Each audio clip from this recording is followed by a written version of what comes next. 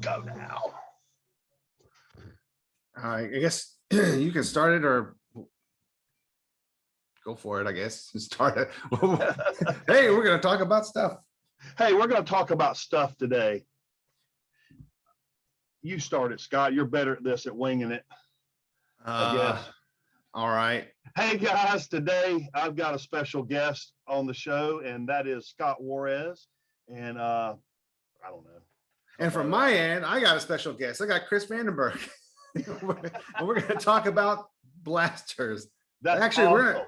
we're going to talk about the different blasters, the DL44s in the movies, what they were made from, and then we're going to also hit the differences between a Denix, an MGC, and a real Mauser, or Chris's 1-to-1 Mauser replica. Yes. We got parts, we got junk. Yes. It's actually pretty simple, but for some reason, a lot of people are confused about it. Yeah, I'm finding that out a lot.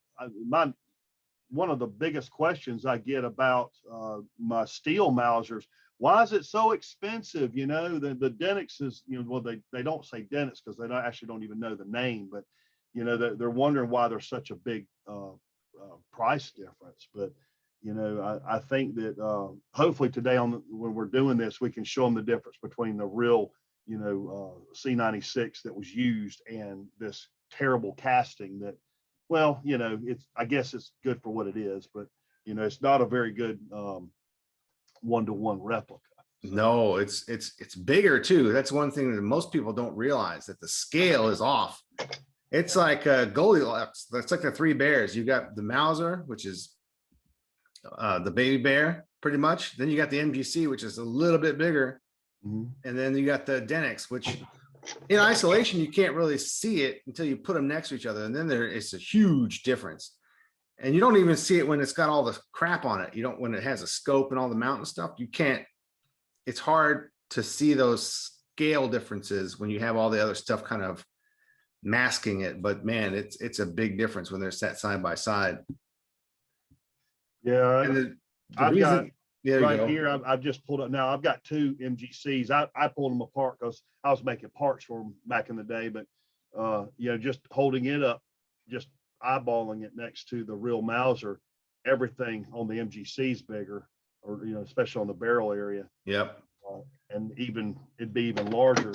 You know, doing the, you know, it's just way out of proportion. And I have some photos. You know, I should have pulled those up ahead of time, but I have some photos showing the size differences. I might be able to find that real quick and share the screen. Hold on. Yeah.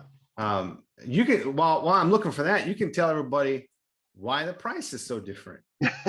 Well, you know, back when you guys, I think this started on the RPF, and I've been doing this. I've been, you know, piddling around with these making replicas for about 5 years now, and I saw where there was a thread, and everybody was discussing it, and I said, oh well, you know, maybe that's something I should do. You know, how hard could it be?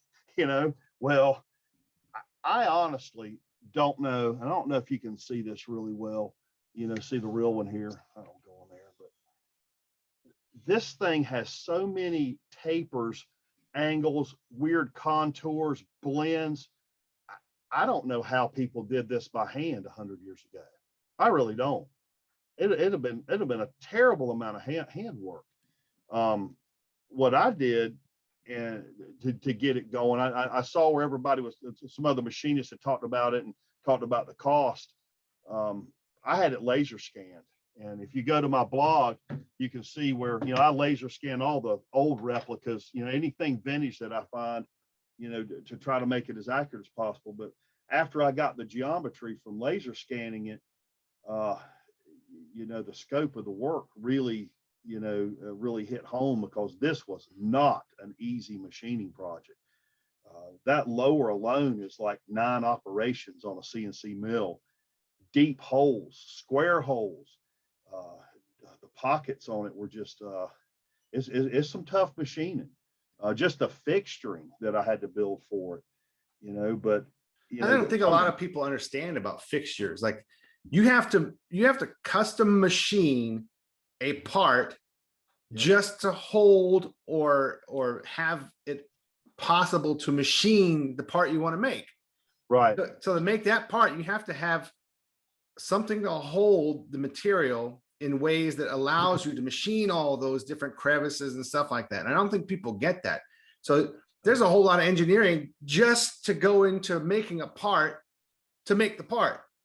Yeah, It's exactly. ridiculous. You know, this lower for the prop starts out as a piece of steel, you know, 1 inch thick, approximately 6 by 6, and the first op is just putting a few holes in it. Yeah. And then from there on, I've got fixtures that those have to bolt down and in every flip, you know, you have to do.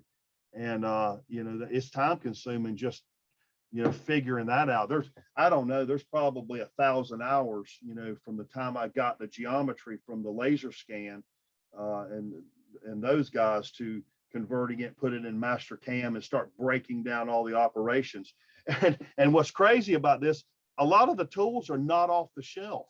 You know, these contour tools that are used, especially, I hope you can see this. Yeah, I can see this it. is one of the, like right here, right in this area right here. Yeah.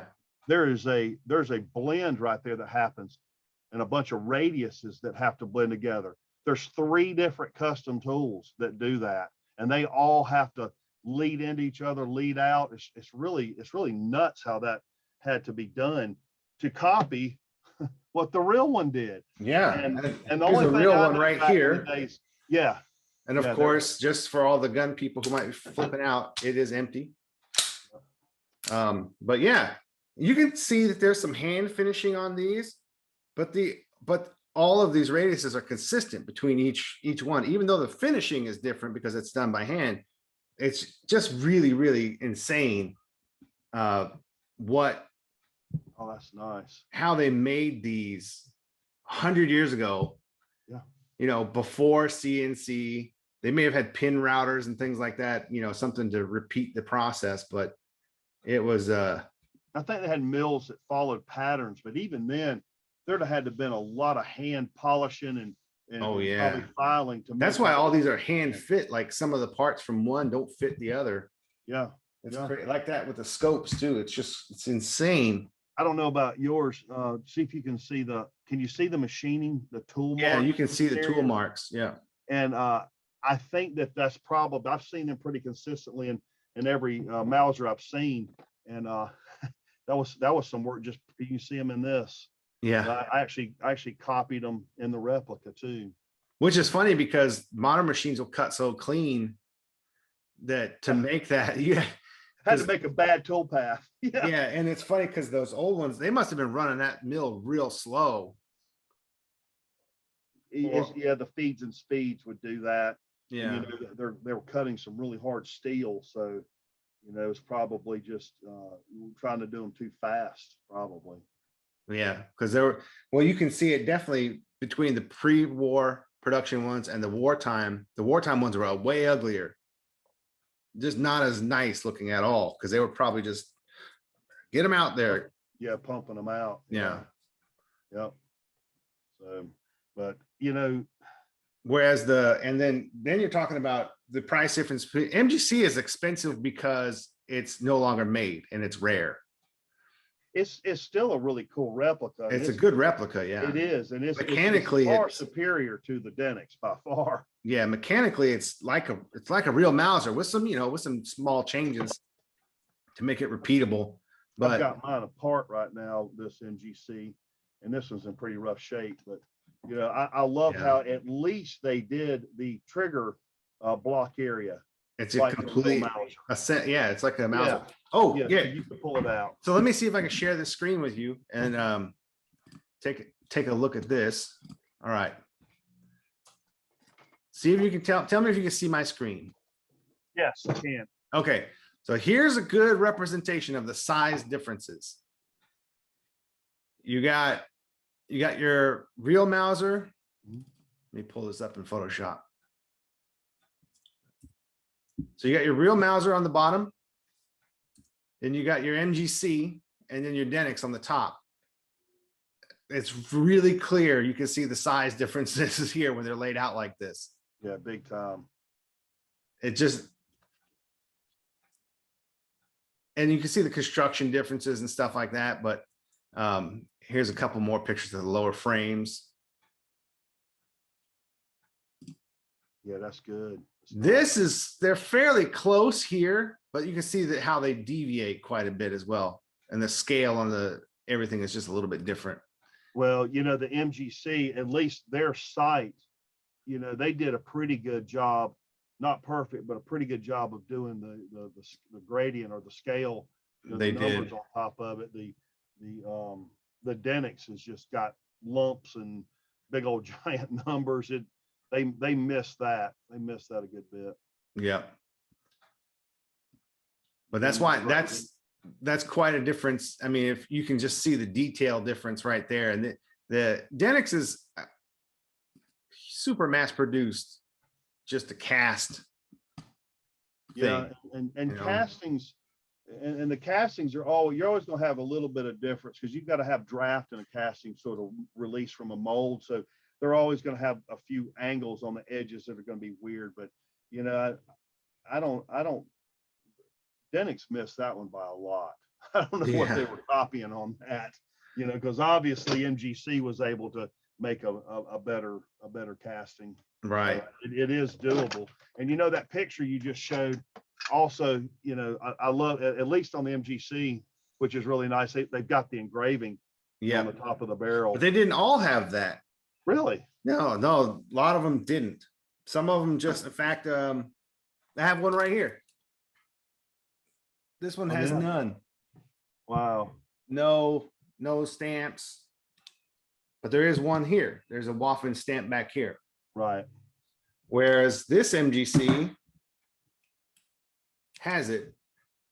You can see it right there in the light. Yeah, you can see it. And some of them had the big Mauser 1930 Mauser stamp that goes right there. Yeah, the Mauser Some of them had those and some of them didn't. Some of them were just flat, like this one was flat until I milled it, but you can still see there's no logo there. Oh yeah. So yeah, they just vary. Even the MGCs vary.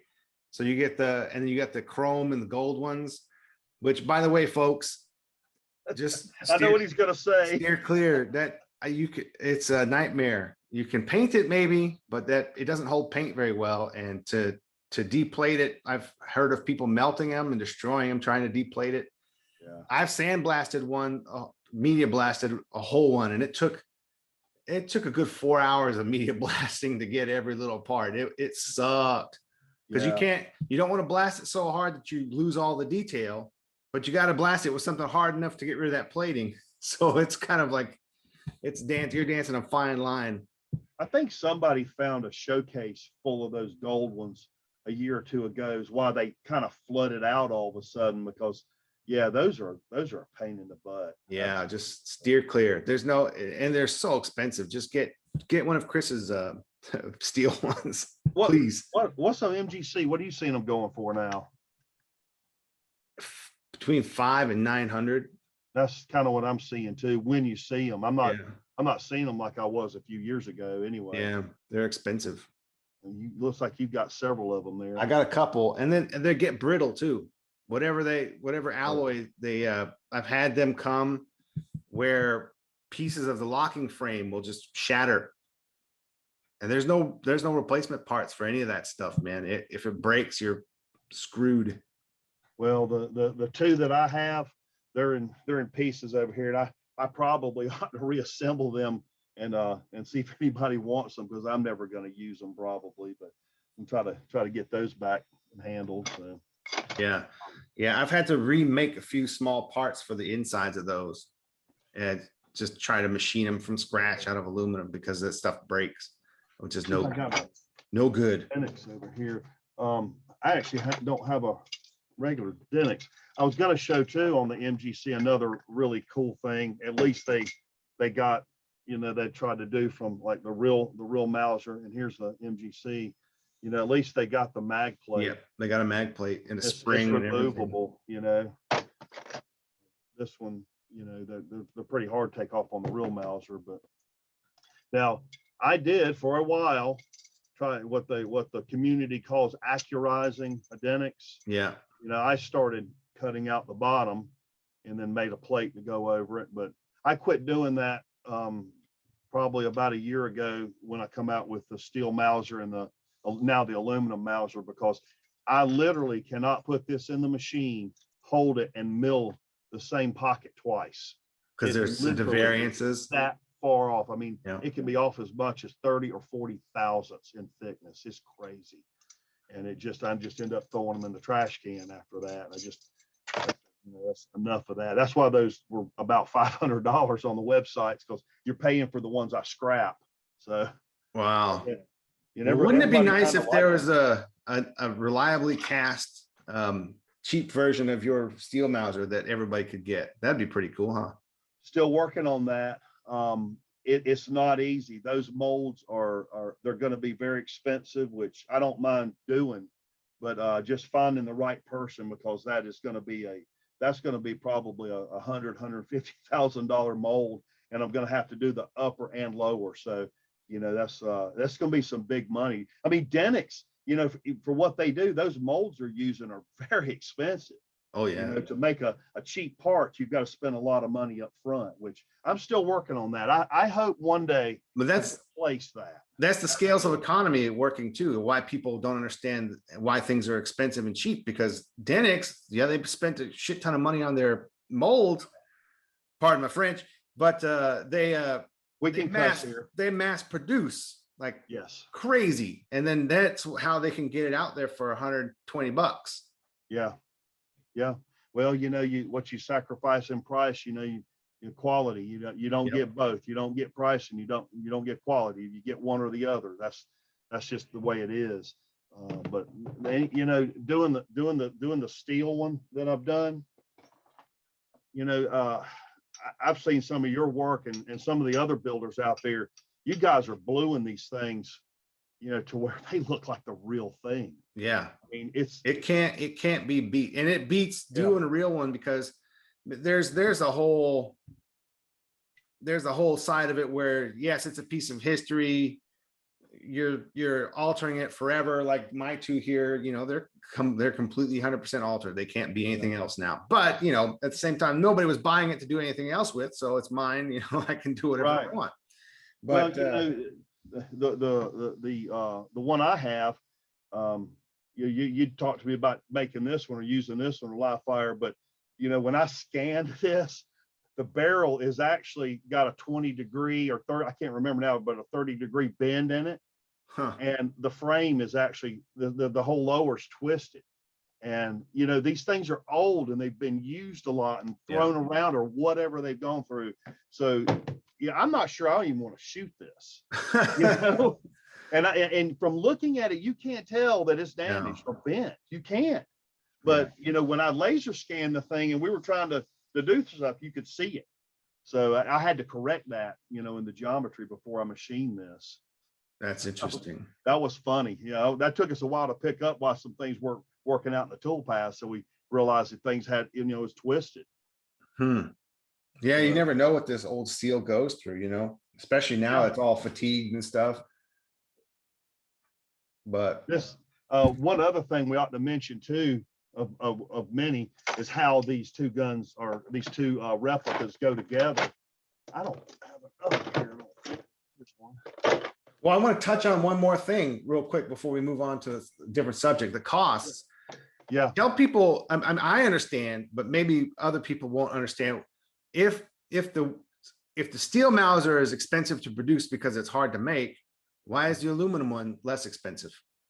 Well, I know the answer, but other people don't. I know, and I know Scott used to crucify me for even doing an aluminum one, but there are those out there. Number one, it's weight and time to machine it. Literally, the aluminum one's about a third of the time for me to machine it. Just being on the CNC machines, because it's just faster. Yeah, you can cut through the material quicker, and it doesn't need tooling. You don't go through as many tools, because I'm having to use carbide tools on everything, but they last pretty much forever in the aluminum, and you're changing them every 20, 30 parts when you're doing the steel one.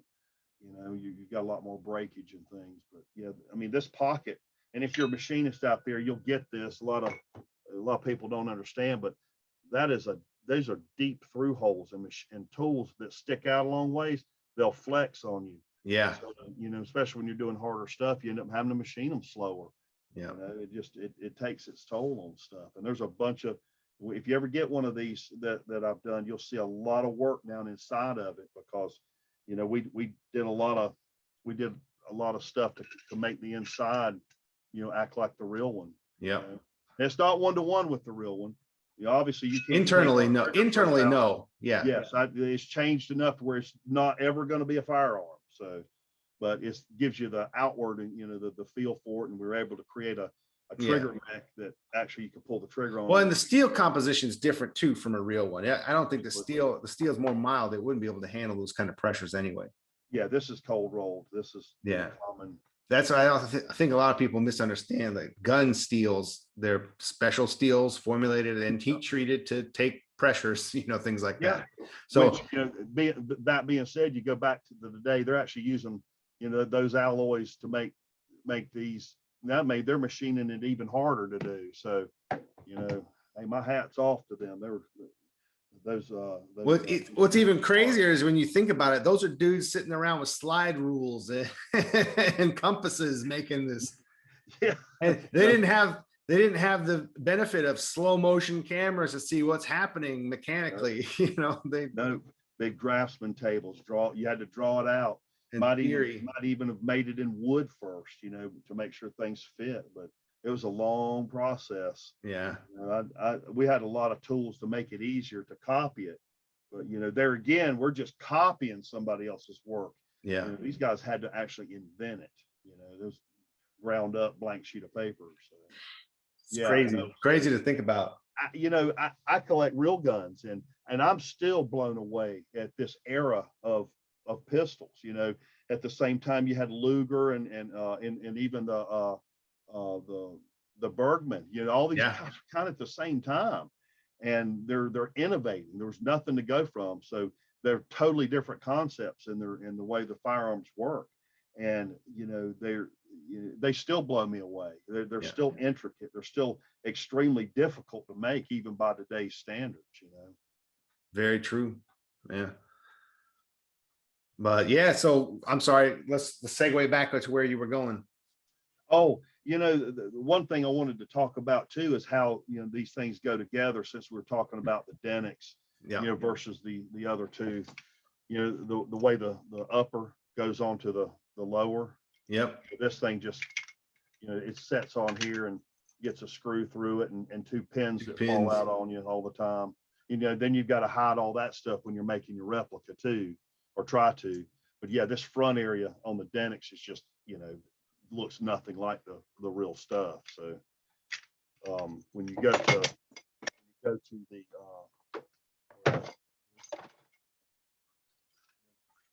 the MGC, they did it like the real. It goes together exactly like a real one. Yeah, dovetail. Yeah. That's a fantastic job. And their castings, whatever the casting, technology there, it's a sharp casting. Yeah. There's a lot of detail in it. Their molds they had some expensive molds, because those are clean lines on it. Whereas if you look at the Denics, you've got a lot of soft detail, if there is any detail in it. They really rounded everything off. And that makes it faster for them to pour it and get it in and out of the molds. I know why they did it. They did it for, this thing's meant to be sitting on somebody's wall to be kind of like a C96. It's not, Yeah. Next thing I already talked about how the mag door comes on and off is the same.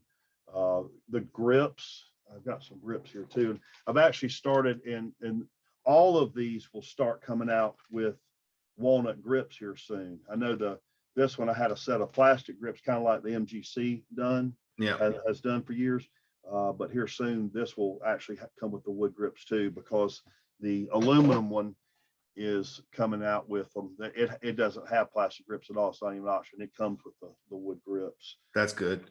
So, Yeah, it's a it's a worthwhile upgrade for anybody who doesn't already have the wood grips. Yeah, it makes a world of difference in feel, because even those are scanned from your original grips. Yes. And they fit these perfectly. Yeah. And like all the other original Mausers, the original Mausers are all different. Yeah. The frames are pretty much the same, but the hand finishing on them made them different. Yeah. And then no two grips fit one perfectly. They're numbered for a reason. That's right. And, you know, I've had a lot of builders over the last year or two that will say, hey, I found a set of $30 Mauser grips on eBay. And I go, well, I'm so sorry you wasted your money, because I've never found a single Mauser those fit on, period. No, never. And even the old ones, some of them fit kind of, but the contours aren't the same. Yeah. And or some of them have overhang and some of them don't. Some of them don't have the little curves at the bottom of where your thumb and your web of your hand goes are different. They're all different. Now I got real lucky and found these stem bridge grips. I don't know if I showed you these. Oh, you have real ones? These are original Mauser grips that somebody in the past, within the last 100 years, checkered them just like the stem bridge grips. However, the thumb relief is a little bit different. It's bigger. See how that? But the rest, but the checkering the same. You can see the cuts into the brass escutcheons is the same. Escutcheons. Is that the right way to say it? Yeah, I hope so.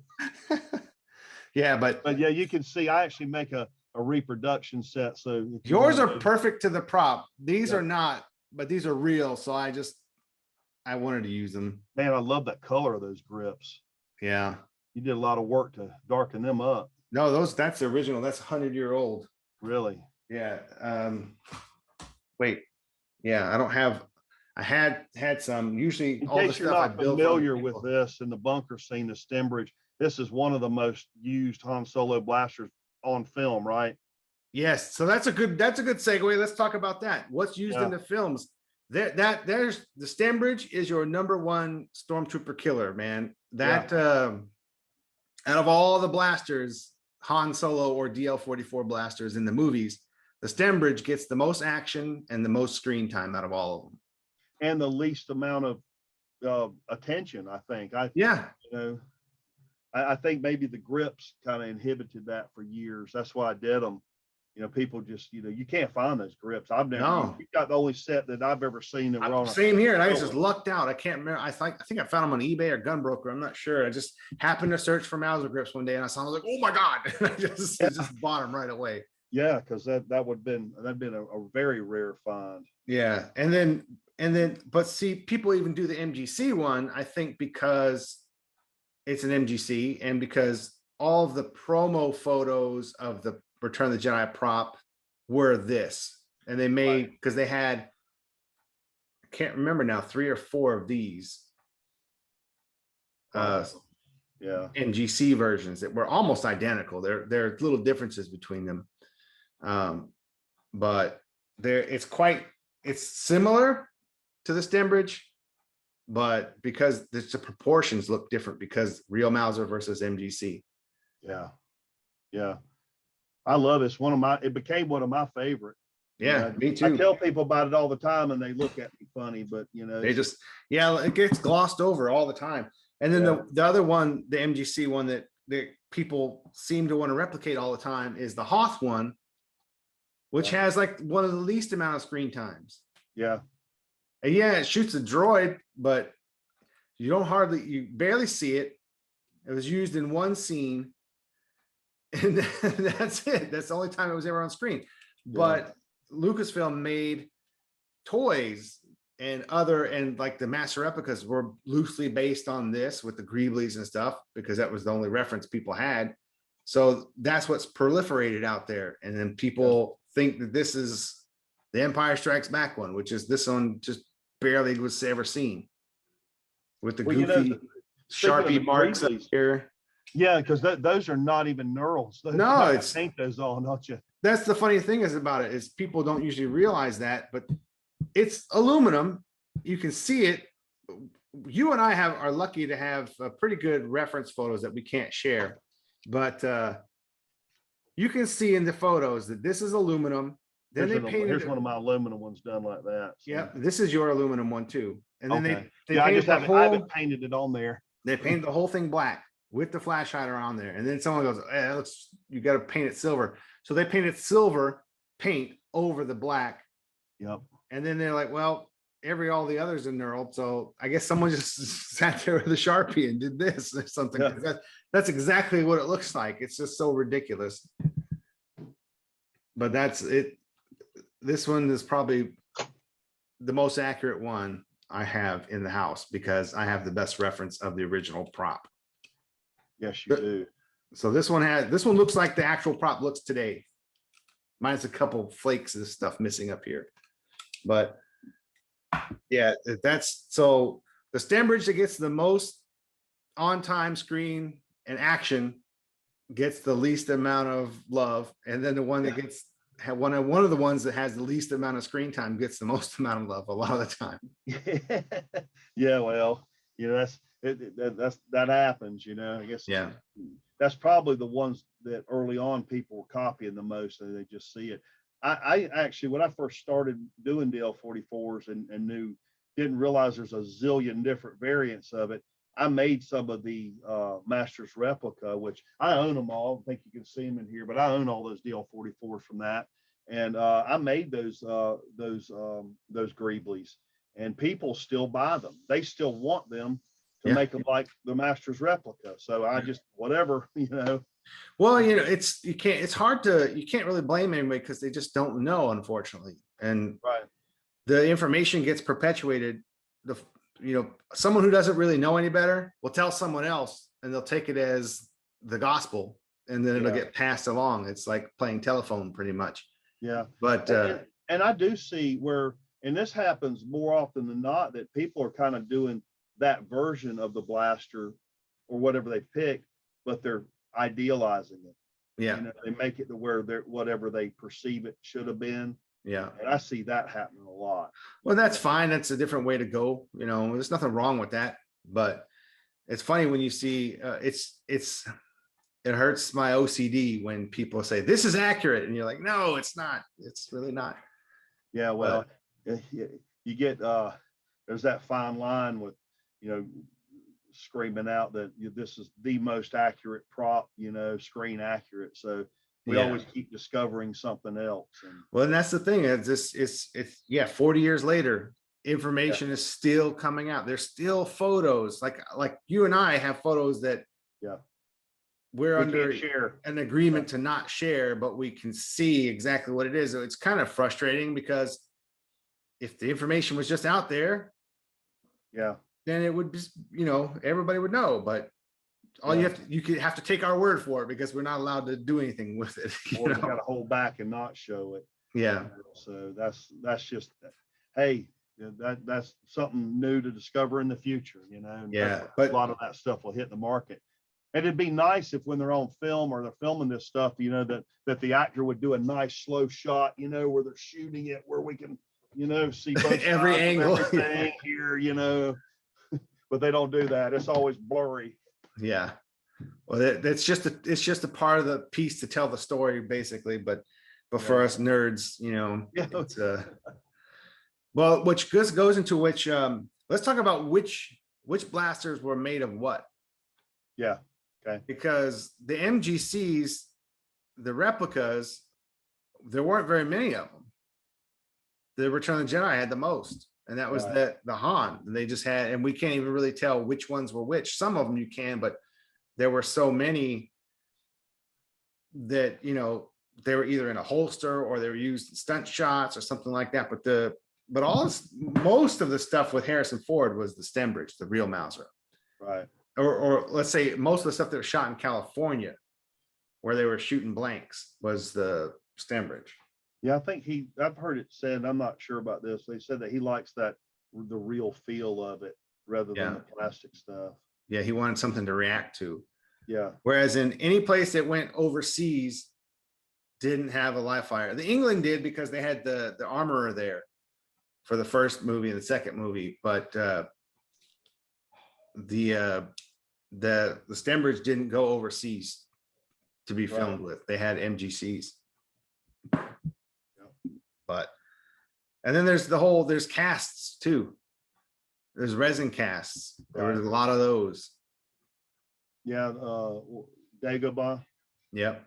What's that other one? There's another, the Muppet. The Muppet, yeah.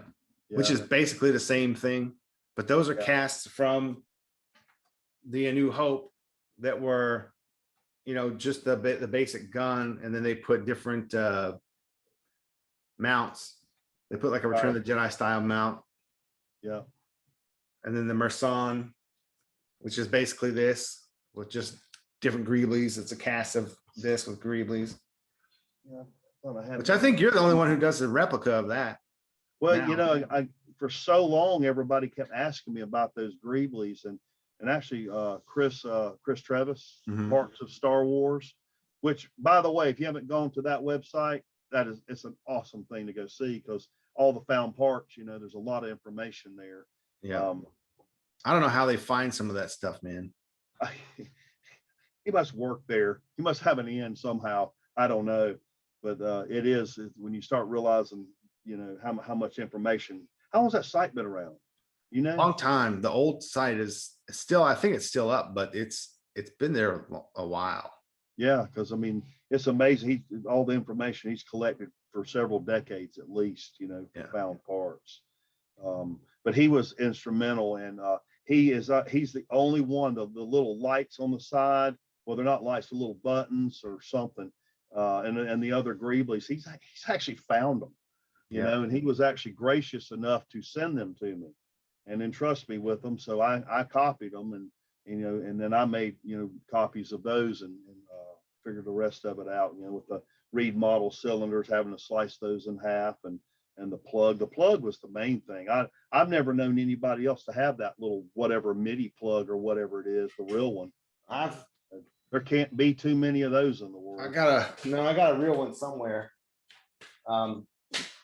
Somewhere in my stuff of random miscellaneous expensive old junk. Yeah, I have a real plug someplace. That's what it's in a box back here somewhere. Yeah. Yeah. Luckily I got that, and made a really nice replica of it. Even has the little pins in the front of it. But even then, that's kind of a tough little build. You've got to be able to, if you get a Denix or some other replica, you're gonna have to cut the barrel down to get that bull barrel on, and because it's a different bull barrel than the A&H. It's a different thing. It's longer. It's longer, yeah. And actually the flash hider, I guess, I used the MG81 flash hider that that I have, that I copied to go on it, because I'm obviously making an idealized kit. But the real one, that's just solid. It's like a solid piece of plastic or casting. So. Yeah, the casts usually have compromises. Anything you're making a replica of that's a cast one, it's not going to be accurate until you have it all filled up, Right. But and Chris wants me to still do that. He was a little disappointed that I didn't just make a flash hider, but I don't even know how to machine all those defects in it, because that flash hider is pretty ugly. Yeah. Try to do something kind of like it, but I might get back to that eventually for all the purists out there, to make something a little closer. So just dimples instead of holes. Yeah, because I guess air bubbles and things make all those dimples, either they show a little bit or they go a little deeper. It's kind of a mess. Wow. Yeah, I wouldn't want to tackle that. Yeah. Well, it's hard to machine defects. You have to draw up whatever mess up somebody made in it. So I'd usually, when I do the replicas, I make the idealized perfect version, and then from there the builder can either use it that way, or they can damage it the same way the real prop is, and which you're very good at, by the way. Yeah. The scope mounts and things like that, putting flats on them, or grinding edges off, or dents. That stuff needs to be done. People get really good at that. Yeah. But so which ones are MGCs? Let's go over which ones are MGCs in the movies. So in the first movie, the only MGC is the Greedo killer. Right. Which you see for like 10 seconds. in a close-up. That's it. Yep. And it even has different scope mounts than the only post-production pictures of it, which has, we were talking about this the other day, but a lot of people don't realize it, that it had completely different scope mounts. Let me grab my Greedo picker. I forgot to pull this one down. Yeah, if they're wanting those promo shots, we wouldn't really have any good reference on it because I think the screenshots are really dark, aren't they? Yeah, you can barely see it in the movie. Yeah. But you can see that these are the type of mounts in the movie, barely, but mine are not correct because they're a little bit, these are low rise. The ones in the movie were higher rise, where the seam where these metal clips come in just sits right above those wheels. Yeah, well, you know, every once in a while somebody will find those on eBay, or they'll pop up on a rifle. Kind of sucks. You have to buy a whole rifle and scope just to get those mounts, but it's literally what you have to do. And those post-production mounts, there was one here, and then there's one floating out here in space, not touching anything. Yeah. And literally not touching anything. It's the weirdest they thing. had more of a triangular shape to them. Yep. Do I have one of those? No. I have one of those somewhere. But yeah. So, and a lot of people build this blaster where it's, you just don't see it in the movie. Yeah. You barely see it. Yeah, but you know, the flash hider, I really like the flash hider on that. That has a lot of history behind it. Just yeah, the grease it's gun. very ray gun, you know, like like Buck Rogers kind of ray gun style looking. I like it personally. It's just a cool variant, but it's funny how a lot of people will strive to build this one when it's not. It's, you don't even see it really. Show people the little wing nut on the side of that flash hider. Oh, yeah. You know what? That right there, you cannot buy those. Okay. I had to cut that out and make a mold or a fixture to bend that into shape. I don't know if you can see it real good. It's like a folded and then bent up wing nut. And that was probably something really cheap to do back then, but it don't exist now. But I had a lot of fun reproducing that one. Hard to make now. I know Aaron made them out of aluminum, had those little wings welded on. Yep. And they weren't, it I wasn't actually very do mine out of steel. I tried to do it with aluminum and bend them like exactly like they are. Just and breaks. They just break. So I did them in steel to where I could actually form them, and yeah, they're almost. I think I have one of yours. Thing. I have one of yours. Right here. Yeah. There you go. I even got the engravings on the sides and everything too. Yep. Even the weld. Yeah, there again, trying to weld mess ups and icky looking stuff on things. That was a welded cone, and we did little end mills back and forth to make it look like a welding scene. The thing that I like about yours is that this is size to a barrel, whereas the real one's huge. You have to make some kind of adapter to use a real one. Yeah, you do. You have to make a sleeve. Now, I will tell you that I'm making a new version of it because the real Mauser, it doesn't fit. You have to have a little sleeve. So it's smaller. If you're on the website and you see the steel ones, if you go to Blaster Factory and you buy a Greedo Killer, and I think those things are $700, $800, $900. It depends on what features you get on them. There's a range, but I'll actually have a little sleeve, and that flash hider will be mounted on it because that flash hider is made to go on a Denix, which has a huge barrel. Yeah. So if you buy this, I already pre-size it so you don't have to mess with it. Yeah. So that's the first movie. That's the only MGC you see there. And then the only other one you see, of course, is the most iconic one out of all of them. And it was a real Mauser, but it was a funky, modified one with this bull barrel, which is left over from other two movies that it was used before. It was used in Star Wars. And so I don't even know why it had that, other than maybe they just made it for those other two movies and thought it looked cool. I'm not sure. Do you think that barrel was, how we're cutting the front of the barrel down, which, I stole that idea from you, how you cut the front down to slide that over it. Yeah. Do you think they cut that one down? You can see it. Cut off? Yeah, I'll show you a picture of it here. Let me, we'll show everybody. Let me just get to the folder. Yeah, because we not doing real firearms, we're able to cheat that, but on the MG, on doing a Denix, I actually make a bull barrel that's cut out enough to just slip over the front tapers. And I did that, you know, so it just slide over that. It's not totally, you know, whatever screen accurate, but you know, for builders that don't have, you know, a lathe at home or the ability to do some heavy cutting, you know, they can still, you know, do a Denix build if they wanted to. Okay, here is the folder. Let me come in here and share it. Where are we at? Okay. All right. See that? Yes. Yeah. This is not the hot Star Wars lower, but if you look right up here, you can see that it is the Star Wars upper because the serial number and the bull barrel match exactly. Yeah. 2813. Serial number is right there. Everything matches. Now this is from the Naked Runner. This is from the whatchamacallit, the Frank Sinatra movie. And there it is. There's that upper. Yes. That's how long it is. It's short. And they had another barrel here that threaded into this one. And he does that on screen. Very cool picture.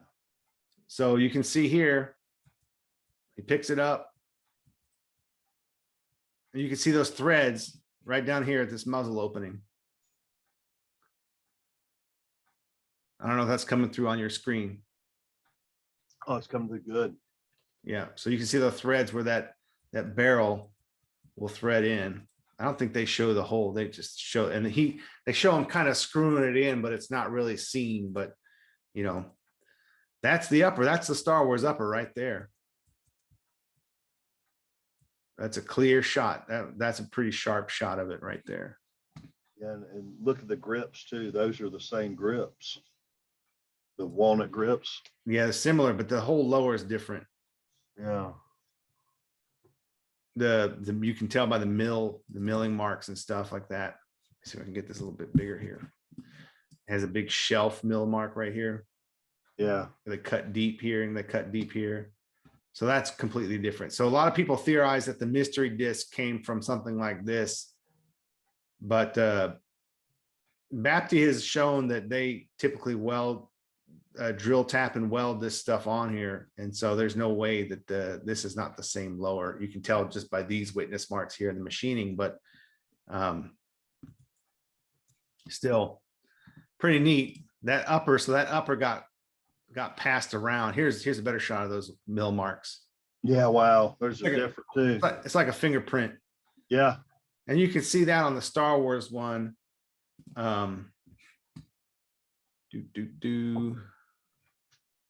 Here it is before it got painted. None of that stuff is there. The bigger one. There it is. See, none of that stuff is there. Yeah.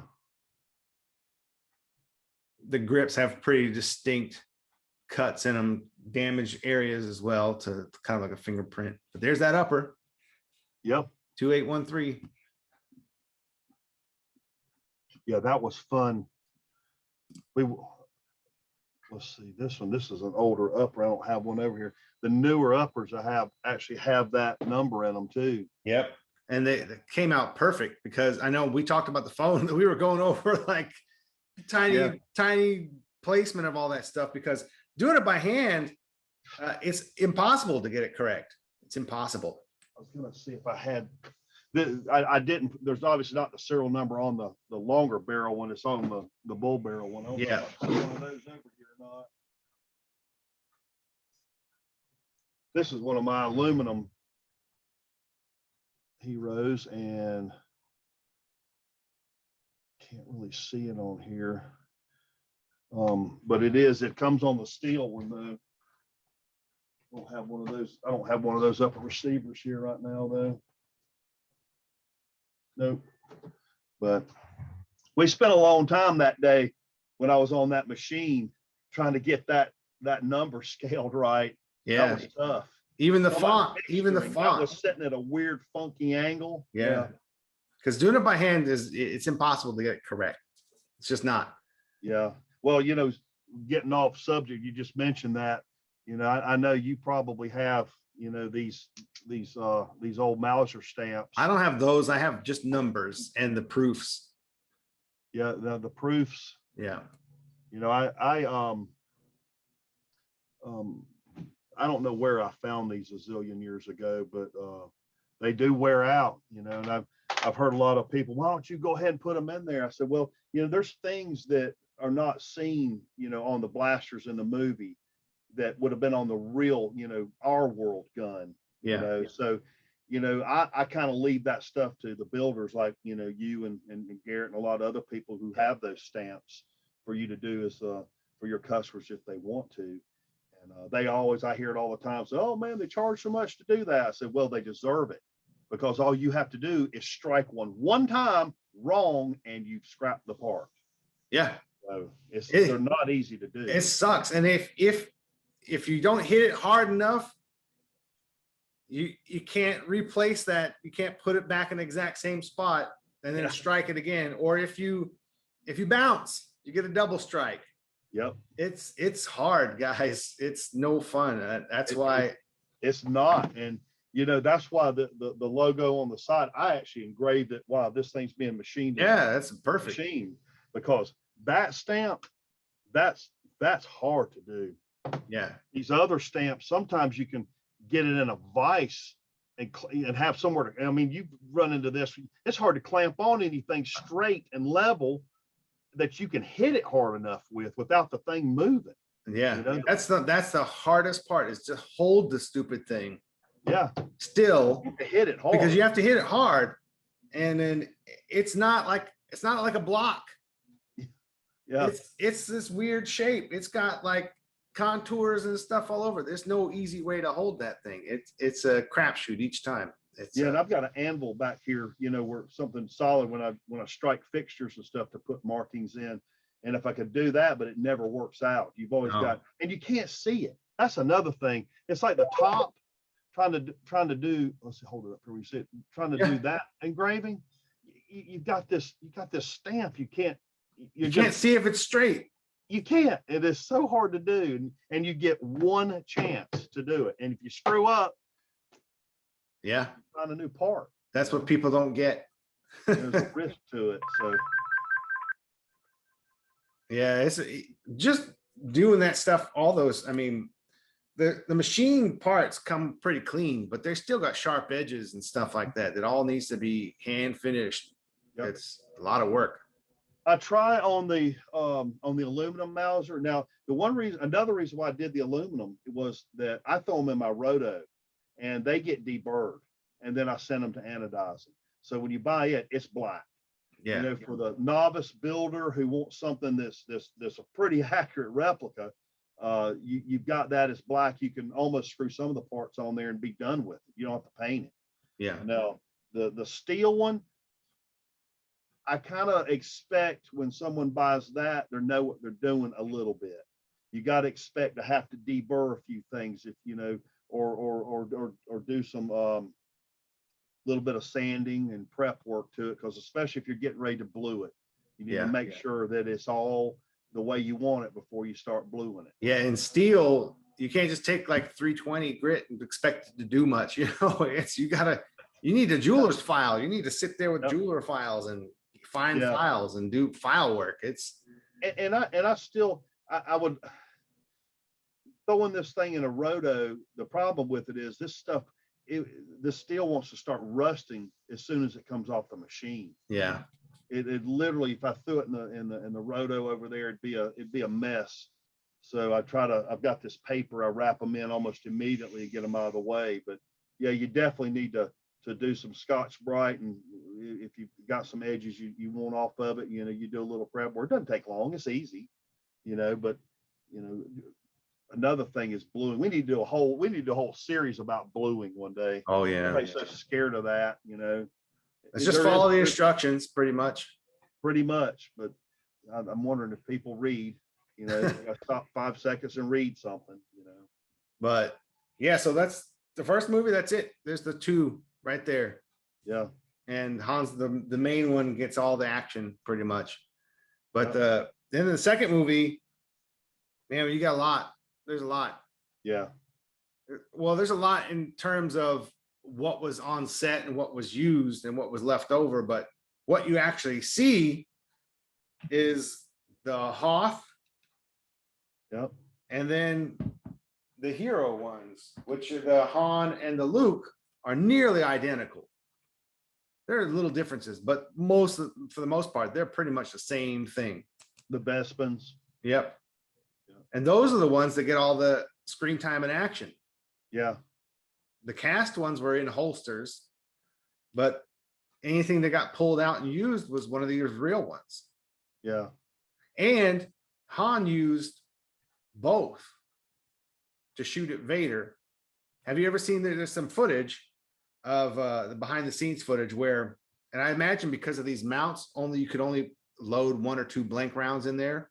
Right. Because the follower wouldn't go down far enough because of the big nut inside. Right.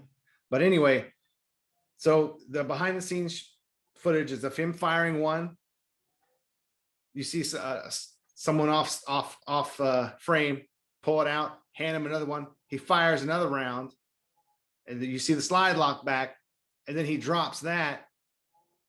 And there's like a blanket or something underneath, and he drops it, but it leaves his hand there. And then it cuts to, that's how Vader pulls it out of his hand. Right. That's what he pulls it and away. then they use the cast ones and the MGCs to chuck over to David Prowse, who was sitting there catching one, and he would drop one, catch another one, and drop one and catch it.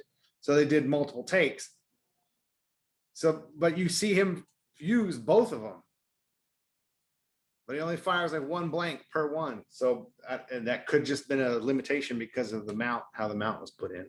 Yeah, I actually like those. I love the M19 scopes. Yeah, it's cool. It's more compact. It's just a different look. But that's the main screen time. That's the one that got all the screen time and all the actual shooting, is the two ones that are almost identical. Yep. And the Hoth had a little screen time. It shot an imaginary blaster bolt at the probe droid, but that was it. Yep. And the Dagobah, I think that's just only when Luke comes out of the water, because they didn't want to use a real steel thing for him pulling it out of the water. So he just pulls it out of his holster after coming out of the water. Yeah. Well, it'll rust it up quick because I have to keep oil on mine. It wants to still rust. And yeah, mine's sitting in a humidity controlled safe, and they still, I have to keep oil on them. Yeah. Like any gun. And then the third one, you got pretty much, you just got 2. You got an MGC Han, and you got the Stembridge. That's it. Yeah. Yeah. Well, hopefully everybody will start paying more attention to the Stembridge. I'd like to see more of those out there. Yeah. At least the awareness. There was a guy on the RPF who's, I can't remember what his screen name was, but at the bottom he had a signature and it said, "Return of the Jedi DL-44, the King of Blasters." That's what his tag was always. And he was right. It's the one that got the most kills. Yeah. Yeah. Well, it's actually a beautiful prop. Yeah. It's cool. So many of the DL-44s, when you really get close to them, they're not nice. They're kind of butchered looking, Yeah. They were done so quick, or, took a lot of damage, I guess, from filming too. See if I can find another picture myself here.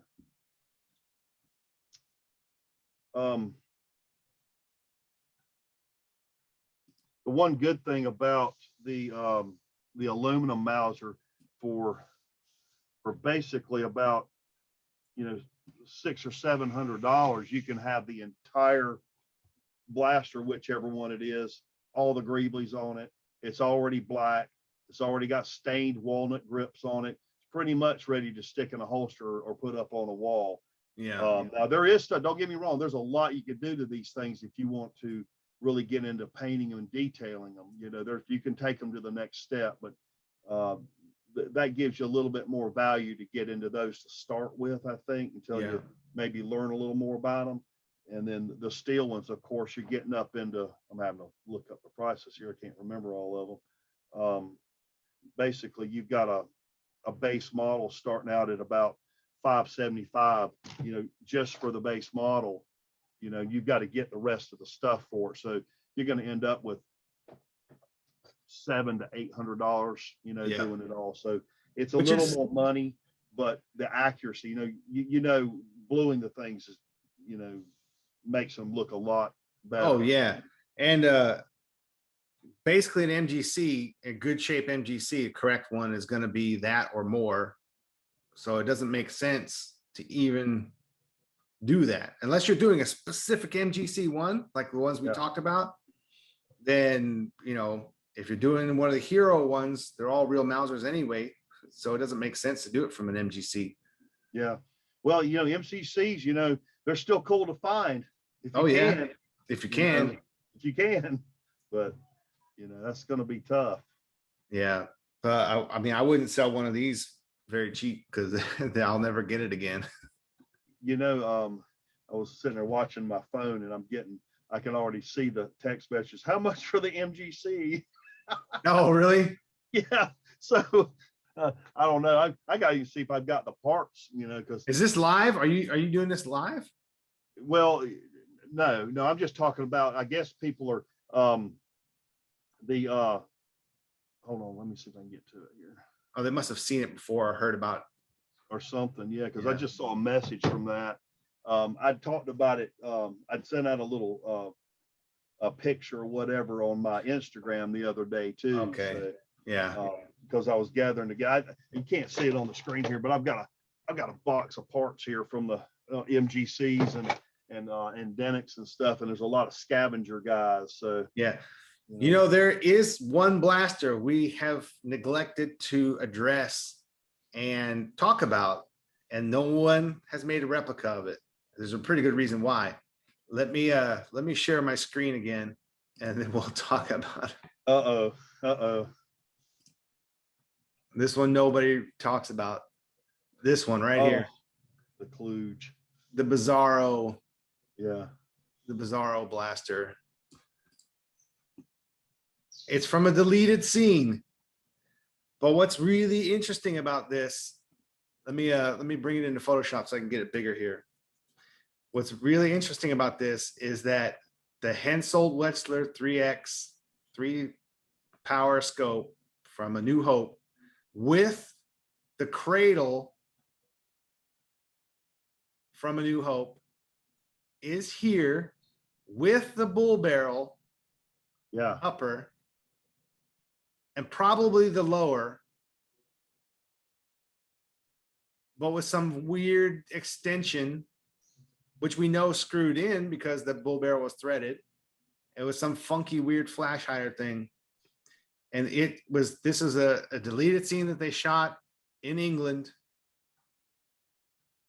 And if Harrison Ford wanted a blank to react with, that makes all the sense in the world why Bapty would have to provide this again, but they didn't have it in that configuration. So they just threw it together in some weird,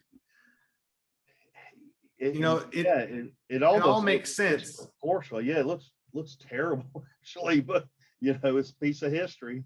Yeah, but no one's ever asked for it. No one's ever asked me for it. There's just not enough detail on it. I'm sure there's a picture of it someplace. There has to be. Not that I've ever seen. There's like one photo that I've ever seen. It was a still, not a screen capture, but it's like a still photo of it. Yeah, but it wasn't very good. It was like blurry, Well, I think now we've probably covered and made replicas of just about everything, or somebody has, but that one. I don't think I've ever seen anybody do that one. Nope. Maybe this video will get enough people intrigued. Yeah, somebody will start researching it, or going, hey, I bought this at an auction or something, or find it somewhere. Yeah. But yeah, so I think that's it. But that was another real one. At least I'm pretty sure it was, because it matches all the rest of the stuff. So that scene that was deleted, that would have been after they're fighting outside of the bunker, right? I think that's when, if I remember right, it's when they first go into the bunker before Gotcha. they get captured. Gotcha. I'm not sure. I'm not sure where that goes in the timeline. I haven't seen it in context with the rest of it in quite a Yeah. while, so I don't I might know. have to go back and watch that just to see. I guess if it's before or after or whatever, because it's kind Yeah, of weird. I don't know, but there it is. I Yeah. think we covered them all. Yeah, that's a good start. That'll help some people. That's why we're doing it, so everybody can kind of learn and see what's going on. You know? What's the price point on the aluminum Mausers? Let's see here. Get past the Linux. Most of those are around the, let's see, they're $650, $699. That's with all the stuff. That's everything. I mean, you're getting all the greeblies are on it, all the scope mounts, flash hiders.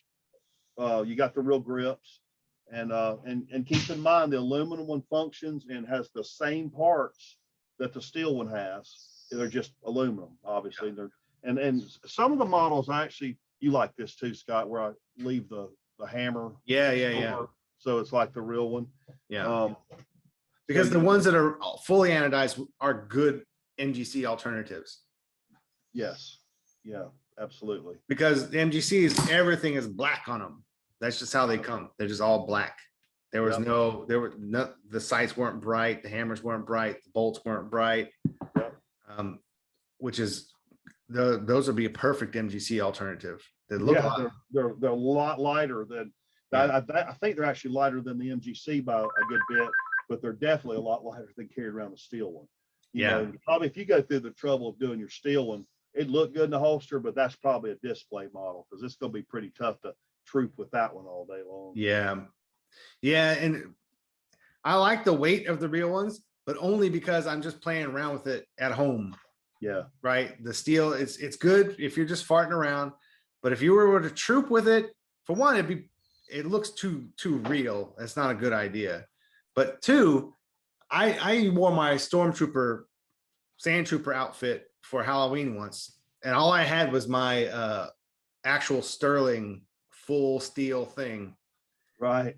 Man, I tell you what, after about 15-20 minutes of holding that, you're just like, where can I put this down? It's too much. Yeah. Well, it's like going hunting or being in the military. That's why they have you're holding your weapon all the time. Yeah. You got to get used to it. They get heavy fast. Yeah, but for people who troop, get the lightest one you can get. Yeah.